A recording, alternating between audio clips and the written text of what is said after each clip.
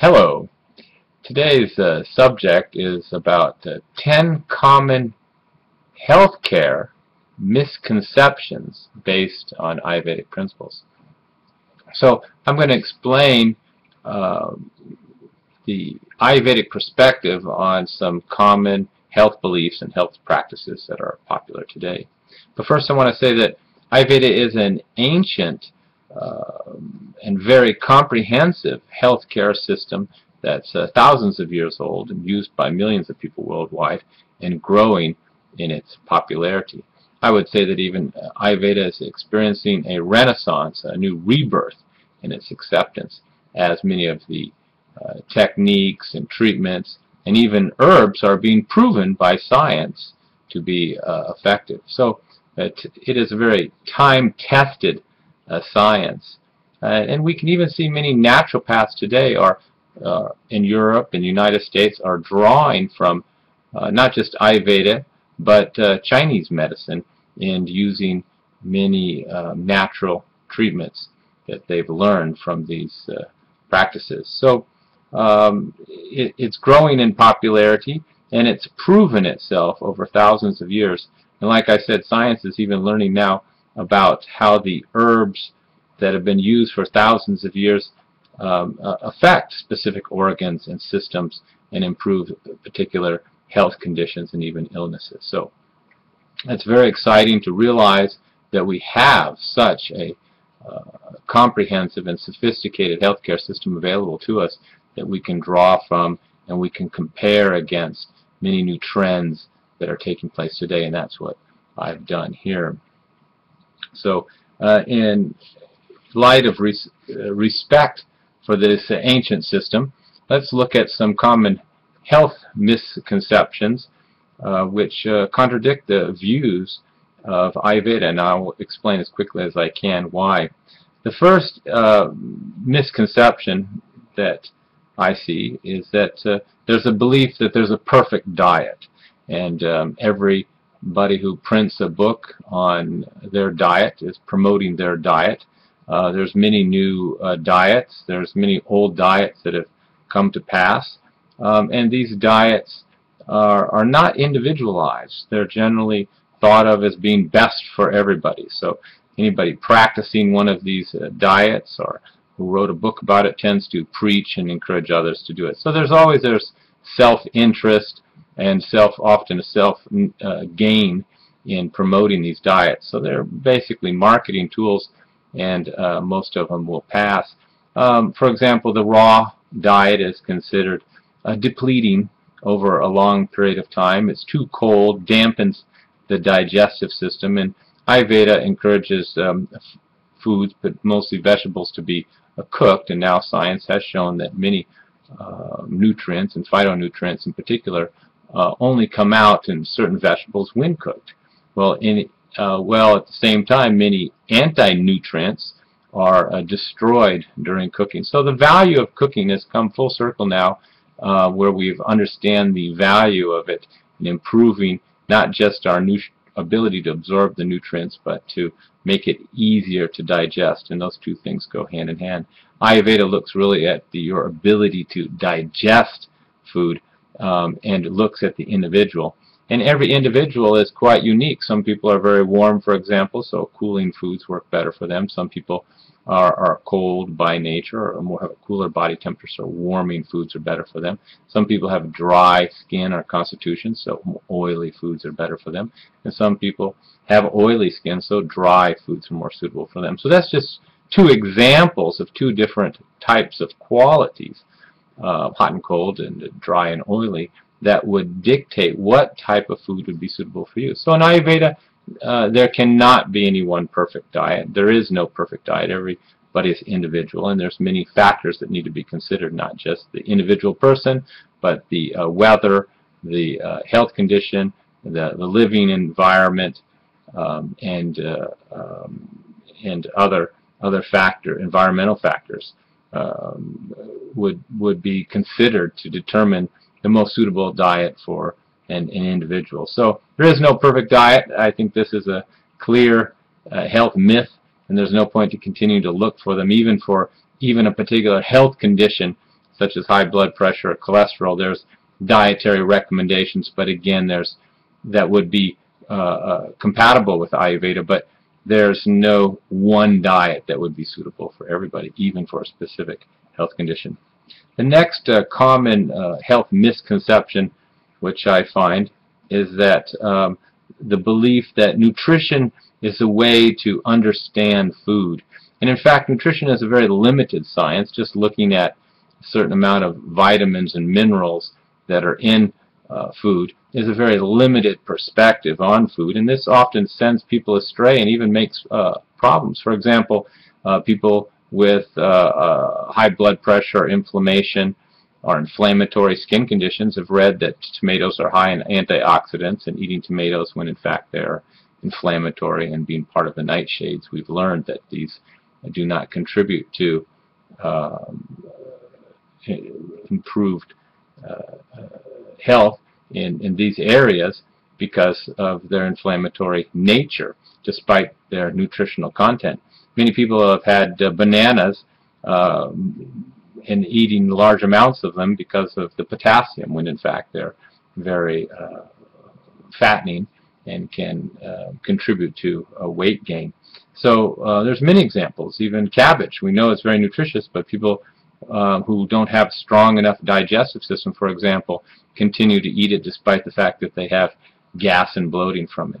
Even just cooked vegetables and raw vegetables is a big difference. Many people are eating raw salads out of the belief that it has more nutritional value when they don't have the digestive ability to even digest these large raw salads. So looking at food only from a nutritional point of view is very limited, and Ayurveda looks at food from the point of view of their taste, their aftertaste, their actions, and the effects, so to speak, that the food has on the body. And this is far more sophisticated than just looking at food from the limited nutritional point of view. So be very careful in making your food choices based on only the nutritional value of the food. So another misconception that I find is that juicing is considered detoxing and healing. Not to say that juicing is harmful. I mean, there's much more harmful things we could do for our body, but you know, just having juice every day doesn't really help the eliminating organs much. I mean, there's no fiber. If it's extracted juice, then there's no bowel movement, so there's no real elimination through the main eliminating organ. And unless you drink large amounts and sweat, you're not going to increase your elimination through your sweat glands. So there'll be some flushing through the urinary system. And it's very nutritious, of course, to have juicing. But, you know, excessive juicing, I've seen from many of the patients that have come to me, diminishes the digestive system and weakens the digestive system due to its cold and liquid qualities, which are opposite of what Ayurveda recommends, you know, warm and fibrous foods, or like rice and to cook lentils and steamed vegetables. So this juicing continuously or every day or juice fast tends to lower the agni or digestive fire, and this leads to, like I said, weaker digestion, which results in poor absorption and even toxic accumulation in the GI tract. And then the person's digestion is so weak that they're unable to digest hard to digest foods. And the next misconception that I hear a lot is that milk is poison. Well, it's unfortunate that milk has got such a poor name, and I think that it's not due to the cow or natural sources of raw milk, but to the pasteurization, homogenization that's taken place over the years, the slow destruction of our dairy system. And of course, I'm talking about having not just milk, but and Ayurveda advocates dairy and sees dairy as very important, in fact essential. That's why it could not support a vegan diet, because it lacks the dairy. Dairy is very suitable for children, people who are weak, people who are underweight, and people don't understand that cream, butter, yogurt, and ghee have very low levels of lactose in them. So even if you have a reaction or difficulty in digesting milk per se, you may not have any difficulty at all with butter, yogurt, and even cream. So we can't lump all of these together. And of course, dairy can be congestive, particularly cow's milk, particularly cold, but goat's milk is far less congestive. And really, in fact, milk, if it is suitable for your body type, and in Ayurveda it's not suitable for the Kapha type, it's more suitable for the Pitta type with more stomach acids and a stronger digestive system. But in all cases it should be a warm, not served cold, which makes it more difficult to digest, and it should be had with spices, ginger, cumin, coriander, and even yogurt should be taken with spices for those who are not able to digest it easily. But many people who have difficulty with dairy, even milk, it's not so much the milk's problem, except in the case where it is homogenized and pasteurized. This does make it much more difficult to digest. But in fact, it's a person's own weak digestive system in most cases.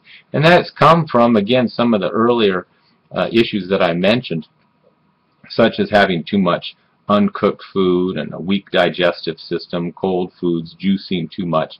This tends to weaken the digestive system, and then the person has more difficulty with hard to digest foods. And that would include dairy, even though it is, there are many ways to make it much easier to digest. So I wouldn't eliminate it from your life and consider it all poison. I would choose, it's a matter of quality here, and not having too much quantity, and knowing your particular body type and if it's suitable for you. That leads me on to the next common health misunderstanding or misconception, and that is that all wheat is bad and the gluten-free diet is better for everybody. Again, this goes back to digestion. The people who can't digest wheat are the people with weak digestion. I'm not saying that we should be eating all wheat all the time. Many of us have overdone it. We're having too much grains for breakfast, toast and bread for lunch, and then pasta for dinner, and eating excessive processed wheat. And of course, white flour is very clogging for the system and creates a type of amar toxicity in the digestive system, and it leads to weight gain. But there's many types of wheat. We have barley, we have rye, so it's hard to clump them all together and say that we shouldn't have any of these grains, which some people do. But even when we talk about wheat, it's considered in Ayurveda very nutritious. It builds all tissue, builds muscle. We know that grains are high in the B vitamins, and they calm the mind and help us even to sleep better. And unleavened breads or unyeasted breads like chapatis and tortillas tend to be even easier to digest. Now, of course, some people do have allergies. It can aggravate arthritis and it leads to weight gain. But if you're not in those categories, I wouldn't jump to the conclusion that eliminating wheat is going to solve all your health problems or even improve your health at all. It may make things more complicated for you. So I always encourage people not to eliminate something if you're not having difficulty to digest it. And if you are having difficulty to digest it, then you want to improve your digestion, just not eliminate all the foods you're not able to digest, or you'll go down a very slippery slope of continuing to eliminate foods instead of improving your digestion, which is the objective of Ayurvedic treatments, initially to improve digestion. The next misunderstanding or misconception that I see in modern healthcare is the belief that a food will heal you. And we all have heard food is medicine. But when that statement, food is medicine, it was made, I believe they were also referring to herbs, because herbs really are food, just in a more concentrated form. But if we look at Chinese medicine and Ayurvedic medicine, and we look at the treatments that are provided for most chronic health conditions or serious health conditions, even acute conditions like colds, you know, we're always using herbs. Or not, you know, we can have certain foods in excess if we have no choice, and spices are somewhere in between a food and an herb. They're basically an herb that tastes good, so they can be used as well. But if we look at these traditional treatments, they all included different herbal formulas and different herbs for cleansing, detoxing, helping the function of different organs and systems in the body. So once you have a chronic chronic health condition, or your health has progressed to a certain point where it's become classified as a disease or illness, then more than likely you need herbs and herbal treatments and other types of treatments beyond just a change in diet to really recover from your health condition. But I would like to say there are a few other misconceptions about taking herbs by themselves. One, generally herbs are not taken one single herb by themselves. They're usually mixed in formulas, and they're generally made different for different people. They're not taken in pills because they should be tasted. And generally extracts are not used traditionally, and I don't see any need for them. There's many cofactors that we don't understand about foods and herbs and nutrients, and just taking out what we see as the active ingredient, I think, is very narrow-minded and limited in our understanding of foods and herbs. And it does take some time to learn about herbs, and many people say it takes 20 years or more to understand not just what herbs are for, but when not to use them, and this is very important. So there's many herbs that are very suitable for certain conditions, but there's many counterindications with every type of herb, and this takes some time to learn. So it's always good to consult with an herbalist and to not be learning with yourself unless it's just a minor condition. And number 7, as far as misconceptions about healthcare, the belief that nutrition can heal you from many health issues. Like I mentioned before, nutrition is very limited, and there's many other aspects to your health. We know that nutrition has helped with certain health conditions like scurvy and things like this in the past, but detoxification is more important, digestion is more important, and most supplements are chemical-based anyway, and used in large amounts can contribute to kidney stones, gallbladder stones, and now we found many of these isolated nutrients were incomplete by themselves. They didn't have the supporting cofactors of other nutrients, so they weren't as effective as once thought. I do believe there's value in nutritional supplementation, but I would not rely on it as a cure. And probiotics, I find, are overused. We have to remember that these are healthy intestinal flora that live in our colon, and once they're there and healthy, we don't need to continue to take them every day. Enzymes are just a replacement for therapy for what our pancreas and our digestive system should be producing, are doing by itself. So taking digestive enzymes with every meal is only going to create a dependency. And hormone replacement as well is not helping your endocrine system work better or become more balanced, but again, probably creating an artificial state and leading to future imbalances and obviously dependence, because anything that you give your body that it should be doing, then the body will stop producing itself, and that goes for hormones and enzymes. So these are not supported by Ayurveda. The next misconception that I find about that people are following is that they believe that eating less and exercising more is the best way to lose weight. And this is a false belief, because there's many different reasons why we put on weight. Maybe due to liver problems, colon congestion, liver toxicity, eating habits, weak digestion, nutritional deficiencies, maybe just anxiety and making a person eat too much, or of course hormonal imbalances. So really you have to understand why a person is putting on weight to determine how you're going to lose weight. So it's very simplistic thinking just to think eat less and exercise more. And that leads me to my next misconception, is that people try to always learn what herbs and foods to take for their health condition. For example, we always read about 10 foods for weight loss or 10 herbs for headaches. Well, this is a very limited view too, because Ayurveda teaches that we have to know the cause before we know the cure. And for example, for headaches, there could be 20 different causes. So it's hard to choose which herb to take to solve your type of headache when there's many different types of headaches and there's many different causes to headaches. So again, we have to understand the cause of what created the health condition in the first place. And that could be as simple as your environment, your eating habits, your job, the air you're breathing, the food you're eating, the relationship you're in, the stress that you're in. So there's many different factors that can contribute to the cause. And of course these causes can have taken years to develop in the case of toxicity and congestion in the body. So these need to be identified before you can start to say this food or this herb is going to help. And this is why these methods of 10 foods for weight loss or 10 foods for high blood pressure are not effective. And when you talk about 10 herbs for a certain condition, well, what's the portion of these herbs? How are the herbs mixed? What's the formula for these herbs? This becomes the real question. So my last point is that, or concern I should say, about misconceptions, is that people believe that exercising and having muscles is a state of health.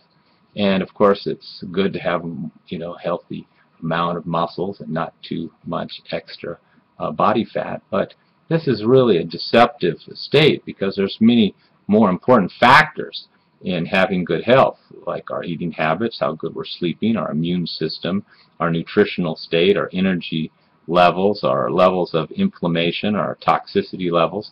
And there's other better and healthier ways to help the muscular system, the skeletal system, and to bring more muscles.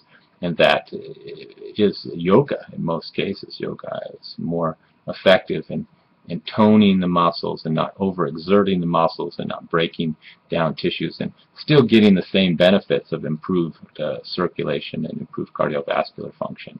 So I hope that gives you an idea of some of the common misconceptions that we have today and compared with the ancient science of Ayurveda, who has a very different perspective on our health. Thank you very much, and I hope this helped you to improve your health.